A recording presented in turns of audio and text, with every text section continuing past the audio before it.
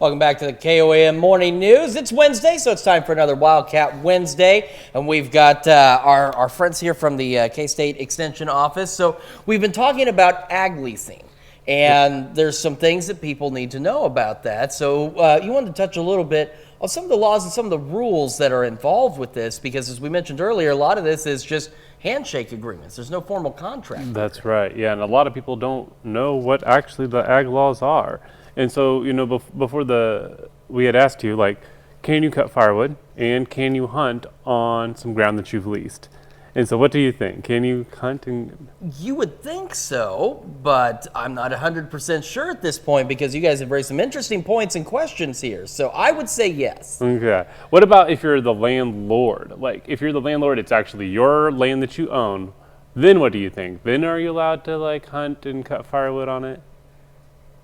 Boy, now that's a tough one, because again, I know with standard rental home or something, the landlord can't just typically come in and start doing things on the property without permission. But at the same time, we're talking ag leasing, and I feel like it might be a little different out there. Yeah, so those are two very common areas of confusion, actually. Oddly enough, neither the landlord or the tenant can actually hunt or cut firewood on that land. The tenant can't, because it's not within the intent of the contract, actually, whether it's oral or written. It's not actually part of the agricultural process. The landlord can't, because it's not their land anymore. They basically signed over not really the rights to the land, but to the use of that land. And so there's a lot of laws and leases that people don't fully understand. And also, if it's not in a written contract, it's not in the contract.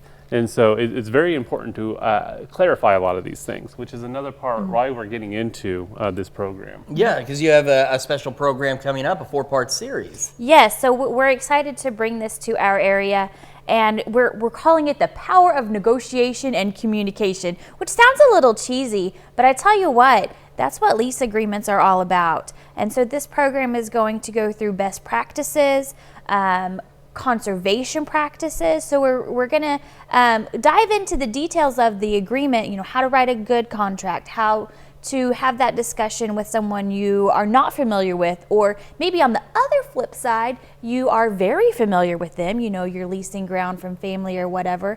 We can navigate some of those avenues too. But then we're also going to dive into some of the nitty-gritty parts of conservation practices and partner with some of the other organizations that are important to those. So here in Southeast Kansas, we're actually going to have these classes at Cherokee at the Labette Bank. We're going to have one at Edna at the community building. One location is also Erie at the fairgrounds, and then at Neodesha at the Senior Citizens Center. So this is 4 classes, and it's at all 4 locations. And folks can also attend virtually if they're not interested in coming to an actual location.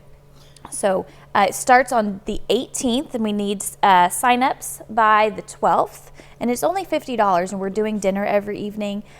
So 4 classes in 4 different locations. You get to take your pick.